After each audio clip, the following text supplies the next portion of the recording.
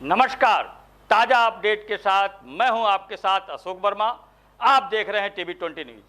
अपने अपने क्षेत्र की खबरें देखने के लिए बने रहिए मेरे साथ। अब शुरुआत करते हैं खबरों का सिलसिला। इस खबर के प्रायोजक हैं Purvanchal machinery agencies, Verma tower, Narauli, Tanishq showroom के नीचे आजमगढ़, जिसके प्रोपराइटर हैं अशोक कुमार वर्मा और मोबाइल नंबर है 9415207728। यहाँ आपको मिलेगा प्लाईवुड, शटरिंग प्लाई, सनमाइका, दरवाजा, डोर स्क्रीन, हार्डवेयर, जिन सेट और मशीनरी पार्ट्स। तो देर फिर किस बात की, एक बार सेवा का मौका अवश्य दें। आजमगढ़ के अतरौलिया क्षेत्र के लोहरा गांव में राष्ट्रीय राजमार्ग के बगल ही रात्रि को लगभग 11 बजे एक मंडई में अज्ञात कारणों से आग लग गई, जिससे आग पूरी तरह से बेकाबू हो गई। स्थानीय लोगों ने इसकी सूचना पुलिस को दी और स्वयं आग को बुझाने लगे। आग लगने के कारण मंडई में रखा ट्रैक्टर, इंजन, लिफ्ट की मशीन समेत भारी नुकसान हुआ, जो पूरी तरह से जल गया। नागेश सिंह पुत्र हौसला प्रसाद ने बताया कि आग लगने के कारण लगभग 50,000 का भारी नुकसान हुआ है। वहीं मंडई के बगल ही स्थित 2 गुमटियों जो यमुना प्रसाद और फौजदार की थी, उसको भी आग ने अपने गिरफ्त में ले लिया, जिसके कारण दुकानदार का भी काफी नुकसान हुआ। अज्ञात कारणों से लगी आग पर ग्रामीणों के सहयोग से काबू पाया गया। वहीं आग लगने की सूचना पर स्थानीय पुलिस पहुंचकर जांच कर रही है। हालांकि आग लगने की जानकारी अज्ञात है। आइए सुनाते हैं कि पीड़ित लोगों ने क्या कुछ कहा। क्या नाम है चाचा आपका? यमुना प्रसाद यादव। कहाँ के निवासी? दीवानीपुर। दीवानीपुर। ये कैसे लगी आग, इसके बारे में बताइए। सर अब ये पता नहीं चली कैसे आग लग गई। हम तो कितने बजे घटना है ये? 11 बजे घटना है। क्या था आपका यहाँ? सब मेरी गिमटी थी और उसमें सब मटेरियल था। किस चीज़ की दुकान थी? ये सुरती की थी और उसके बाद पान पुकार की दुकान थी। लगभग कितने का नुकसान हुआ होगा आपका? कम से कम 70-70 हज़ार का नुकसान हुआ। 70,000। क्या क्या जला है? उसमें सब मशीन जल गई, कंप्यूटर कांटा जल गया, उसमें जितना मटेरियल था वो जल गया और मेरी गिमटी जल गई सब। हाँ भैया, सबसे पहले अपना परिचय बताएं। मेरा नाम अभिषेक अग्रहरी है। कहाँ के निवासी? हम लोहरा के रहने वाले। लोहरा के रहने। अच्छा, रात में आग लगी थी, कैसे लगी थी आग, इसके बारे में तो बताइए। कुछ नहीं पता चला, लेकिन जब आग लगी हमने अपने जो यहाँ के अगल बगल के हैं सबको बुलाया और मिलके आग बुझाने की कोशिश की। क्या बजे घटना है ये? 11 बजे की घटना है। क्या क्या जला है मौके पर, आप देखे होंगे? ट्रैक्टर जला है, इधर गिमटी जली है और इंजन था वो जला है और दुकान में सामान भरे पड़े थे वो भी सारे जल गए। जी भैया, सबसे पहले अपना परिचय बताएं। नागेश सिंह सनाब, कहाँ के निवासी? लोहरा। लोहरा। अच्छा, आज रात में आग लगी है, कैसे लगी आग, इसके बारे में बताइए। ये तो हमको नहीं पता कब लगी है, कैसे लगी है। लगभग कितने बजे घटना है ये? 11 बजे। 11 बजे का। क्या क्या जला है आपको, क्या नुकसान हुआ इसके बारे में? ट्रैक्टर जला है, मशीन जली है, और क्या जला है? इंजन भी जला है। लगभग कितने का नुकसान हुआ होगा आपका? लगभग 5 लाख का। लगभग 5 लाख का। और आग कैसे काबू पाया गया? यहाँ स्थानीय लोग बताए हैं यहाँ से। आपको जानकारी कैसे हुई? हम लोग फोन से बताए तब आए हम। आजमगढ़ थे मौके बाद। खबर आजमगढ़ से है, जहां एसपी अनुराग आर्य के निर्देश पर वांछित गतिविधियों पर लगाम लगाए जाने के क्रम में आज सिधारी थाना पुलिस ने चोरी की घटना का अनावरण करने वाले, चोरी किए गए दान पात्र व रुपए के साथ एक अभियुक्त को गिरफ्तार किया है। तो वहीं थाना सिधारी ने दूसरी कार्रवाई में शादी का झांसा देकर दुष्कर्म करने वाले आरोपी को गिरफ्तार कर लिया है। आपको बता दें, वहीं थाना देवगांव पुलिस ने स्विफ्ट कार में अंग्रेजी शराब जो कि 240 सीसी बरामद कर ली है और मौके से कार चालक और सवार व्यक्ति मौके से फरार हो गए हैं। वहीं थाना देवगांव ने दूसरी कार्रवाई में क्षेत्र में मोबाइल चोरी की घटना कारित करने वाले गिरोह यानी कि 2 अभियुक्तों को अवैध तमंचा, चाकू व 9 मोबाइल के साथ गिरफ्तार किया है। वहीं चोरी की घटना में प्रयुक्त मोटरसाइकिल भी पुलिस ने बरामद कर ली है। वहीं अगर थाना महाराजगंज की बात करें तो शादी का झांसा देकर दुष्कर्म करने का आरोपी गिरफ्तार कर लिया गया है। महाराजगंज पुलिस ने दूसरी कार्रवाई में, आपको बता दें, रंगदारी वसूलने वाले वांछित 2 अभियुक्तों को अवैध तमंचा व कारतूस के साथ गिरफ्तार किया है। जिले में हुई इन तमाम कार्रवाई से अपराधियों में हड़कंप मचा हुआ है और एसपी अनुराग आर्य के निर्देश पर कार्रवाई लगातार जारी रहेगी और अपराधियों को बख्शा नहीं जाएगा। खबर आजमगढ़ से, जहां चौहान समाज को एकजुट करने व समाज के हित की रक्षा करने के उद्देश्य को लेकर आज चौहान युवा मंच एवं अखिल भारतीय चौहान सभा के तत्वावधान में सिधारी थाना क्षेत्र के शाहगढ़ में स्थित एक मैरिज हॉल में चौहान सभा का आयोजन किया गया था। कार्यक्रम में मुख्य अतिथि मुबारकपुर विधानसभा के पूर्व विधायक शाह आलम गुड्डू जमाली रहे। वहीं आपको बता दें, इस दौरान मीडिया से बातचीत करते हुए पूर्व विधायक गुड्डू जमाली ने कहा कि इस जनसभा का आयोजन चौहान सभा तथा ओबीसी वर्ग के लोगों को एकजुट होने के लिए किया गया है। उन्होंने कहा कि बहुजन समाज पार्टी शुरू से ही हमेशा इसलिए संघर्ष किया है और हम चौहान समाज की सोच को समर्थन देते हैं। उन्होंने कहा कि सिर्फ चौहान समाज नहीं बल्कि हर उस वर्ग को एकजुट होना चाहिए जो समाज में आर्थिक रूप से, धार्मिक रूप से पिछड़ा व कमजोर है और सभी को वर्तमान समय में एकजुट होने की आवश्यकता भी है, तभी उनका उत्थान हो सकेगा। वही जनसभा में विशिष्ट अतिथि पूर्व एमएलसी विजय प्रताप रहे। कार्यक्रम की अध्यक्षता शत्रुघ्न चौहान ने किया। मीडिया से बातचीत करते हुए क्या कुछ कहा पूर्व विधायक शाह आलम गुड्डू जमाली ने, आप सुनिए। कि हमने सपा क्या 65-70% वोट अपने पास कर लिया है, क्योंकि सपा का अपना कोई वजूद नहीं है। पहले मैंने सपा से इसलिए शुरू किया कि उनका अपना कोई बेस वोट नहीं है। उनके पास सिर्फ और सिर्फ उनकी आबादी ही 8% है, जिसको मूल वोट कहते हैं। उसमें 3-4% वैसे ही भाजपा को वोट करते हैं, 5% वोट लेके चलते हैं और माइनॉरिटी ज़रूर उनको वोट करती थी। वो हम लोगों ने लड़ के दिखाया और पूरे प्रदेश में जो एक माहौल बन रहा है वो कहीं न कहीं माइनॉरिटी को भी ये लगता है कि अगर हमारे हितों की कोई रक्षा कर सकता है तो वो इस देश में सिर्फ एक ही नेता है, वो है माननीय बहन जी। अब दूसरे पे आता हूँ, जो दूसरे दल का आपने नाम लिया बीजेपी का, उनका भी काम हम लोग करने में लगे हुए हैं। उसी के लिए ये मीटिंग हो रही है। भाजपा के पास भी अपना कोई वोट नहीं है। ये हमारे अगर ओबीसी भाई हट जाएं तो आप इसी प्रदेश में जहां वो 70 सीटें जीतते हैं ना, 7 सीट नहीं जीत सकते। ये तो हमारा ओबीसी भाई है जो राजा बनाता है और राजा बनने के बाद अपने हक और हिस्से के लिए बेचारा स्ट्रगल करता है। ये मैं नहीं कह रहा हूँ, हाई कोर्ट दुनिया भर के मुकदमे चल रहे हैं भर्ती को लेकर के, हर जगह वायलेशन हो रहा है और हक किसका हड़पा जा रहा है। सबसे ज़्यादा अगर हक किसी का हड़पा जा रहा है तो बैकवर्ड भाइयों का, ओबीसी का, एससी का। माइनॉरिटी भी हो सकती है मगर वो तो जिसको कहते हैं ना, वो वाकई में माइनॉरिटी में बहुत कम है, मेजर सफरर ही है। तो हम तो इसी अभियान में लगे हैं कि इनको घूम घूम करके हम जो यहाँ हम रोज़ा रखे हुए हैं, भूखे हैं, प्यासे हैं। मैं लखनऊ में था, मुझे जब यहाँ पे बताया गया तो मैंने कहा चलो यार, अगर एक विचार गोष्ठी और वो भी समाज के उस तबके की विचार गोष्ठी है जो पिछड़ा हुआ है, कमज़ोर है, हम लोग और उसी का हक मारा जा रहा है, हम लोगों को इकट्ठा होना चाहिए। आप जानते हैं I am not a pure politician, I am a social worker first. मैं एक सामाजिक कार्यकर्ता हूँ, उसी नाते आया। कौन सी अचंभे वाली बात है? कौन सी अचंभे? 4 बार जिन्होंने इस प्रदेश में शासन किया, जिसके शासन और प्रशासन की पूरी दुनिया और ज़माने ने तारीफ़ किया, आज भी जिनके बहुत से बनाए हुई चीज़ों की मिसाल, भर्ती बोर्ड बनाया बहन जी ने, कोई भी क्रेडिट ले उसको पूरी दुनिया में नकल किया जाता, उसकी तारीफ़ किया गया और आज भी उसी की नकल होती है। किसने बनाया था? बहन जी ने बनाया था। अच्छा, तो हाँ जमाली साहब, चुनाव के भैया ऐसा है, डूबते को तिनके का सहारा। एक आदमी डूब रहा है, उसको लग रहा कहीं मैं इनका नाम लेके मजबूत हो जाऊँ, उनका नाम लेके मजबूत हो जाऊँ, इनको पकड़ लूँ। देखिए, मान्यवर काशीराम जी की विचारधारा और मान्यवर काशीराम जी का अगर कोई एकमात्र उत्तराधिकारी है वो है माननीय बहन जी और बहुजन समाज पार्टी है। ये समझ रहा हूँ कि ये एक तरह की गोष्ठी है, एक तरीके की एक ऐसी मीटिंग है जहाँ हमारे चौहान समाज के भाई या ओबीसी समाज के भाई, बैकवर्ड समाज के भाई इकट्ठा होकर के ये चिंतन मनन कर रहे हैं कि अपने हितों की कैसे हम लोग एकजुट होकर के रक्षा कर सकते हैं।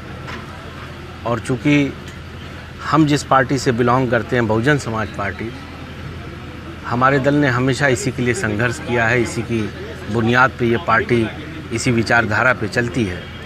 इसलिए हमें इन लोगों ने इनवाइट किया था, यहाँ पे हम लोग भी आए हैं और हम लोग भी इनके इस थॉट को, इस सोच को समर्थन देते हैं अपना, कि सबको एकजुट हो करके, हम तो कहते हैं कि चौहान ही नहीं बल्कि एक लाइन आगे बढ़ के कहते हैं कि सारे अपने ओबीसी समाज के भाइयों को एकजुट होना चाहिए, एससी समाज के भाइयों को और समाज के उस तबके को भी एकजुट होना चाहिए जो धार्मिक आधार पे या शिक्षा के आधार पे या आर्थिक आधार पे पिछड़ा है, कमज़ोर है और जातियों का शिकार है।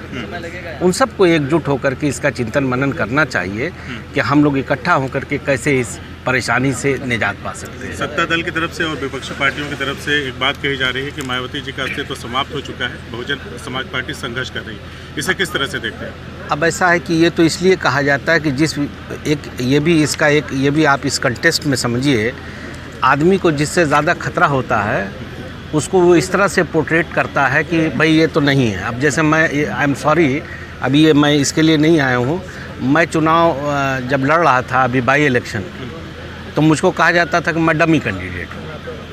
मेरा वजूद जो था वो डमी कैंडिडेट का था। मैं एक जीतता हुआ कैंडिडेट था। मैं एक जीतने वाला कैंडिडेट, जो 2,70,000 के लगभग वोट पाने वाले कैंडिडेट को आप डमी कहते हैं। वो इसलिए कहा जाता था ताकि हमारा समाज या कहीं न कहीं वो समाज जो हमको वोट दे सकता था वो भ्रमित हो जाए। और आज यही फिर दोबारा से ये किया जा रहा है हमारी पार्टी को लेकर के, कि जैसे आपने जो वर्ड यूज़ किया है कि अब संघर्ष कर रहे हैं या कमज़ोर स्थिति में हैं। अरे भाई, जो पार्टी प्रदेश में अभी बाई इलेक्शन में हम 30% वोट पाए हैं, आप उस पार्टी को कहते हैं कि हम कमज़ोर हैं, तो आखिर मजबूत कौन है? बहुजन समाज पार्टी को माना जाता है बाई इलेक्शंस में हिस्सा नहीं लेती है।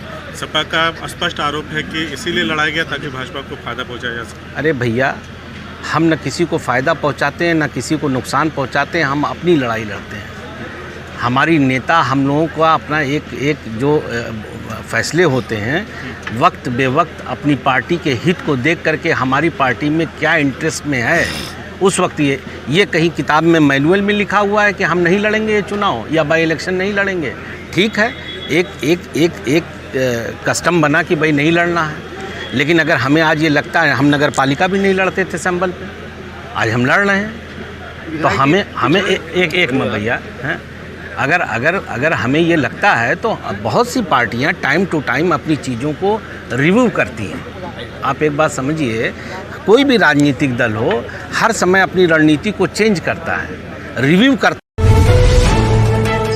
जालौन से दिखा रहे हैं, जहां नगर निकाय चुनाव की बैठक करने के लिए जनपद जालौन के जिला अध्यक्ष दीपराज गुर्जर जी का प्रथम नगर आगमन कोच पर समाजवादी कार्यकर्ताओं के साथ पगड़ी पहनाकर स्मृति चिन्ह देकर स्वागत किया गया। टीम सचिन यादव नगर अध्यक्ष युवजन कोच के नेतृत्व में उन्हें पगड़ी पहनाकर स्मृति चिन्ह देकर के स्वागत किया गया है। इस दौरान सचिन यादव नगर अध्यक्ष युवजन सभा भी मौजूद रहे थे। खबर आजमगढ़ से है, जहां आजमगढ़ के निजामाबाद थाना परिसर में फॉलोवर का हुआ भव्य विदाई समारोह। आपको बता दें, निजामाबाद थाना में विगत कई सालों से फॉलोवर अनुचर हिमांशु कुमार बहुत ही शानदार ढंग से थाना परिसर में विदाई समारोह का आयोजन किया गया। आपको बता दें, इस मौके पर थाना प्रभारी राजेंद्र प्रसाद सिंह के नेतृत्व में यह आयोजन किया गया था। विदाई समारोह में उन्हें हर अधिकारी कर्मचारी माला पहनाकर अंग वस्त्र देकर उनके उज्जवल भविष्य की कामना की। आपको बता दें, थाना प्रभारी ने अपने बगल में कुर्सी पर बैठाकर विदाई समारोह करवाया। वहीं हिमांशु भी थाना परिवार द्वारा दिए गए सम्मान से भावुक होकर अपने स्थानांतरण वाले थाना में महनाजपुर को रवाना हुए। इस अवसर पर राजेंद्र प्रताप सिंह, अशोक दत्त त्रिपाठी, धनंजय शुक्ला, सुल्तान सिंह, रामप्रीत राम आदि स्टाफ उपस्थित रहा। खबर आपको आजमगढ़ से दिखा रहे हैं, जहां पर बिहार मोतिहारी जिला से पैदल चलकर अनंत कुमार 12वें दिन निजामाबाद पहुंचे, जहां उनको बागेश्वर धाम पहुंचना है। आपको बता दें, निजामाबाद तहसील क्षेत्र के फरिया में आज मोतिहारी जिला की बिहार से पैदल चलकर 12वें दिन अनंत कुमार पहुंचे हैं, जो कि बागेश्वर धाम में जाना है। वे लगातार पैदल यात्रा कर रहे हैं। उन्होंने बताया है कि रात्रि में केवल विश्राम करते हैं। इनका टारगेट है कि 750 किलोमीटर पैदल चलकर बागेश्वर धाम बालाजी मंदिर में दर्शन पूजन करेंगे। उसके बाद यह पद यात्रा समाप्त होगी। आनंद कुमार ग्रेजुएट हैं पैरोटिकल साइंस से, लेकिन उनको भरोसा है कि पद यात्रा कर दर्शन करने से मनोकामनाएं पूर्ण होती हैं। नाम है आपका? आनंद कुमार, कहाँ के रहने वाले हैं? मोतिहारी जिला बिहार। बिहार से पैदल आ रहे हैं? जी, कहाँ जा रहे हैं आप? बागेश्वर धाम। बागेश्वर धाम। तो अभी कई दिन में यहाँ पहुँचे हैं आजमगढ़? 11वां दिन है आज मेरा, 12वां शुरुआत हुआ है, 11वां दिन समाप्त। अच्छा, 11 दिन समाप्त हो, 12वें दिन आज आजमगढ़ निजामाबाद। तो ऐसे अकेले चले जाते हैं? हाँ। खाना पीना कैसे होता है? मंदिर में रात को रुकता हूँ तो मंदिर में शुद्ध शाकाहारी हो जाता है। अच्छा, ये बैनर भी लिए हुए हैं।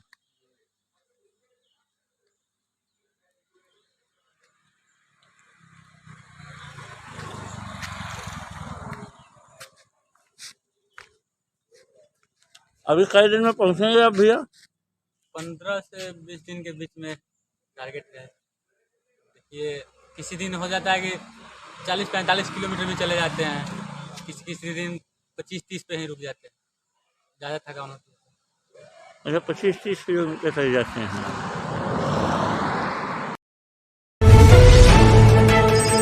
अंधकार का युग बीतेगा, जो लड़ेगा वही जीतेगा। जनपद आजमगढ़ में स्वच्छ भारत मिशन के तहत सरकार के मनसानुरूप ग्रामीण सफाई कर्मचारियों द्वारा जनपद के सभी विकास खंडों में ग्राम पंचायतों में साफ सफाई की गई और लोगों को जागरूक किया गया। बताया गया कि इस समय जो तरह तरह का रोग प्रकोप चल रहा है उसे निदान पाने के लिए सम्मानित साथियों द्वारा साफ सफाई करके सुनिश्चित किया गया है और सरकार के आदेश के अनुसार ग्रामीण सफाई कर्मचारी रोड के दोनों पटरी पर पॉलिथीन एकत्रित किया गया और उसे बोरे में भरकर उचित स्थान पर रखा गया और लोगों को जागरूक किया गया कि आप भी अपने घर के आसपास साफ सफाई रखें, पॉलिथीन का प्रयोग न करें और घर से जब भी सामान के लिए बाजार में निकलें तो झोला लेकर के ही निकलें। गुलाब चौरसिया ने बताया कि हम लोग अपने कर्तव्य का निर्वहन हमेशा इसी तरह से करते हैं और आगे भी करते रहेंगे। जो सरकार ने हमें जिम्मेदारी दी है उसका पूरी तरह से हम निर्वहन करेंगे। आज ग्राम पंचायत कोडर अजमतपुर में नाला की सफाई की गई और झाड़ू लगाया गया, छिड़काव भी किया गया जिससे कि मच्छर जनित रोगों से निदान पाया जा सके। आज दिनांक 9 अप्रैल 2023 को जनपद के सभी विकास खंडों में ग्राम पंचायतों में ग्रामीण सफाई कर्मचारियों द्वारा स्वच्छता अभियान चलाया जा रहा है। जनपद में इस समय जो संचारी रोग का प्रकोप चल रहा है उसे देखते हुए सम्मानित साथियों द्वारा अपने अपने ग्राम पंचायत में साफ सफाई करते हुए सफाई के प्रति लोगों को जागरूक करते हुए जिससे कि संचारी रोग का बढ़ावा ना हो उससे निदान पाया। हाँ, आपका नाम क्या है? इंदू जी, यहाँ पे आपके मोहल्ले में ग्रामीण सफाई कर्मचारियों द्वारा साफ सफाई किया जाता है? हाँ, अच्छा से साफ कराई होता है।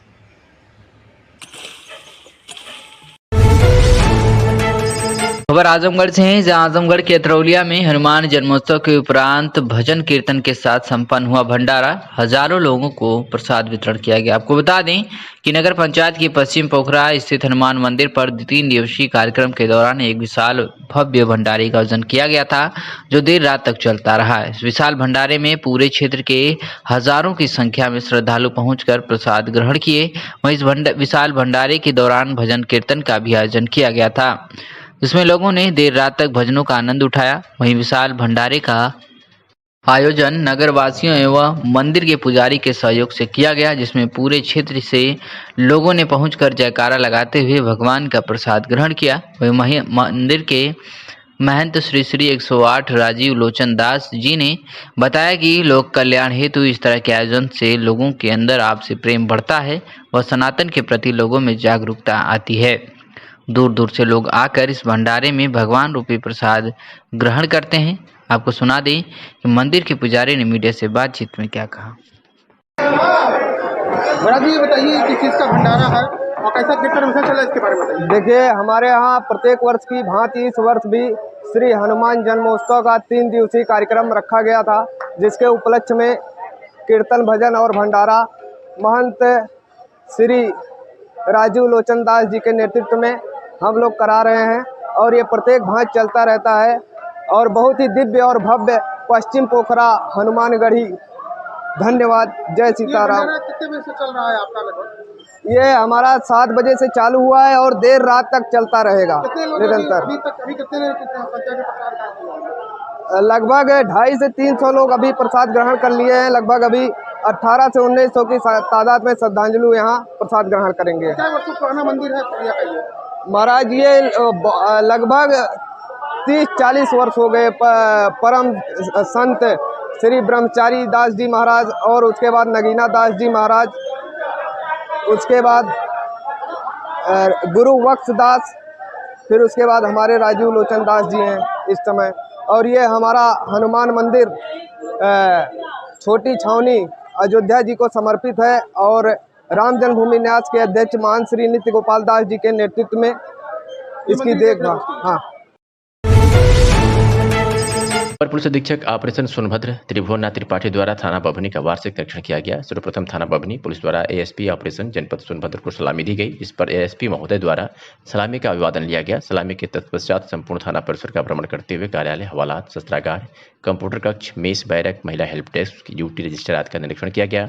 एवं संपूर्ण परिसर को साफ और स्वच्छ रखने एवं कार्यालय के अभिलेखों, अपराध रजिस्टर, आगंतुक रजिस्टर, त्यौहार रजिस्टर, भूमि विवाद रजिस्टर को बेहतर व अद्यावधिक करते हुए को व्यवस्थित रख रखाव हेतु प्रभारी निरीक्षक पबनी को आवश्यक दिशा निर्देश दिया गया।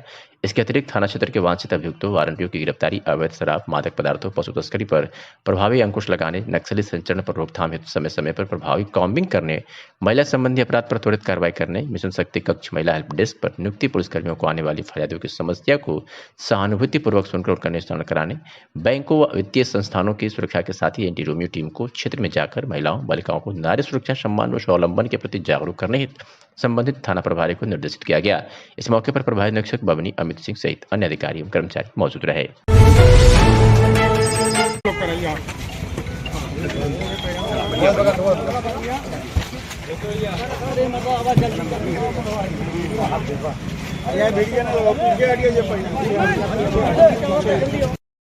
और रौली थाना क्षेत्र के मीरपुर गांव निवासी उमेश यादव पुत्र स्वर्गीय भीमल यादव का चयन DYSP पद पर होने से जहां पूरे क्षेत्र में खुशी की लहर व्याप्त थी, वहीं आज रविवार को उनके घर पहुंचते ही हथरौलिया स्थित मदियापार मोड़ पर लोगों ने उनका माला पहनाकर जोरदार स्वागत किया। इस दौरान लोगों ने एक दूसरे को मिठाई खिलाकर अपनी खुशी का इजहार किया। इनके एक ही भाई कन्हैया यादव है जो उमेश को गले लगाकर रोने लगे। ये आंसू उनकी अपार खुशी के थे। पिता की मौत के बाद उमेश यादव ने अपने हौसलों को उड़ान को कम नहीं होने दिया और लगातार परिश्रम की वजह से आज उन्हें यह मुकाम हासिल हुआ। जैसे ही यह खबर मिली, परिजनों तक तथा क्षेत्र के लोगों में खुशी व्याप्त हो गई। वहीं आज रविवार को इनके घर आगमन पर मदियापार मोड़ तथा पैतृक गांव मीरपुर में तैयारी की गई थी, जहां उनका जोरदार स्वागत किया गया। आइए सुनाते हैं कि उमेश यादव ने क्या कुछ कहा। DYSP का पद पा दिया, आज आप आए हैं तो स्वागत हुआ है, इसके बारे में सर मुझे अच्छा लग रहा है, बहुत अच्छा लग रहा है जी। प्राथमिक शिक्षा आपकी कहाँ से हुई थी, आपने कैसे ये कहाँ तक मुकाम कैसे पहुँचे, इसके बारे में थोड़ा बताइए। सर प्राथमिक शिक्षा मेरी प्राइमरी स्कूल मीरपुर से और जूनियर हाई स्कूल पचरी से, उसके बाद 10th Patel memorial inter college और 12th उद्योग विद्यालय और क्या नाम है ग्रेजुएशन कोयलसा से किया था। पहले आप बैंक में जॉब किए थे इससे पहले? बिल्कुल सर। ये सर सबसे पहले मैं सशस्त्र सीमा बल में टेक्निकल ट्रेड में 3.5 साल जॉब किया। उसके बाद यूनाइटेड बैंक ऑफ इंडिया में मैनेजर के रूप में 8 साल जॉब किया और इसके बाद मैंने सिविल सेवा की तरफ अपना कदम बढ़ाया और मुझे DYSP का पद मिला है UPSS में। क्या आगे भी कुछ आगे है कि आगे तक जाएंगे कि? सर नंबर 1 ऑलवेज सामने रहता है SDO में। आज आप आए हैं, आपके भाई भावुक हो गए हैं, इसके बारे में? सर हमारे पिताजी नहीं हैं अभी, 5 जनवरी को वो एक्सपायर हो गए हैं, इसलिए अगर वो होते तो हमें और भी खुशी होती। इसका श्रेय आप किसको देना चाहेंगे? पहले स्तर पर मैं ईश्वर को इसका श्रेय देना चाहूँगा, उसके बाद पिताजी, मेरे भैया हैं, मेरी माताजी, मेरी पत्नी और संपूर्ण परिवार मेरा है। क्षेत्र के युवाओं के लिए कोई संदेश की पढ़ने के लिए क्या मंत्र ऐसा कुछ बताइए, क्षेत्र के युवा क्या करें? सर मैं ग्रामीण पृष्ठभूमि से एक कांस्टेबल से फिर एक डिप्टी SP तक पहुँचा हूँ और मैं युवाओं को यही कहना चाहता हूँ कि अपने ऊपर आत्मविश्वास रखें, लगातार मेहनत रखें और भरोसा रखें, सफलता ज़रूर मिलेगी। लगातार मेहनत करते रहें। प्रवक्ता ओंकार पांडे ने बताया कि उत्तर प्रदेश कांग्रेस कमेटी के अनुशासन समिति ने कांग्रेस नेता राम गणेश प्रजापति को कारण बताओ नोटिस जारी कर 1 सप्ताह में स्पष्टीकरण मांगा है। बैठक के दौरान राम गणेश प्रजापति द्वारा शीर्ष नेताओं के प्रति अमर्यादित टिप्पणी और उन पर दबाव बनाने की कोशिश की गई थी, जिस पर उत्तर प्रदेश कांग्रेस कमेटी के अनुशासन समिति ने संज्ञान लिया है। कांग्रेस प्रवक्ता ने आगे बताया कि यदि 1 सप्ताह के अंदर राम गणेश प्रजापति द्वारा अनुशासन समिति को समुचित स्पष्टीकरण नहीं दिया गया तो सख्त अनुशासनात्मक कार्रवाई की जाएगी। पूर्व में भी प्रजापति को ऐसे कृत्य के लिए कई बार मौखिक चेतावनी दी जा चुकी थी।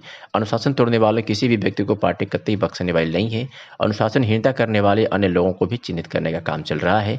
भविष्य में उन पर भी कार्रवाई की जा सकती है। उत्तर प्रदेश कांग्रेस कमेटी के अनुशासन समिति ने PCC सदस्य राम गणेश प्रजापति को बैठक के दौरान शीर्ष नेताओं के प्रति अमर्यादित टिप्पणी करने और उन पर दबाव बनाने की कोशिश को लेकर स्पष्टीकरण हेतु नोटिस जारी की गई है और 1 सप्ताह के अंदर उनसे स्पष्टीकरण मांगा गया है। समुचित स्पष्टीकरण न मिलने की दशा में उनके खिलाफ सख्त अनुशासनात्मक कार्यवाही की जाएगी। इसके अतिरिक्त पार्टी किसी भी अनुशासनहीनता करने वाले व्यक्ति को बख्शने के मूड में नहीं है। अन्य लोग जो अनुशासनहीनता करते हैं उन्हें भी चिन्हित करने का काम किया जा रहा है।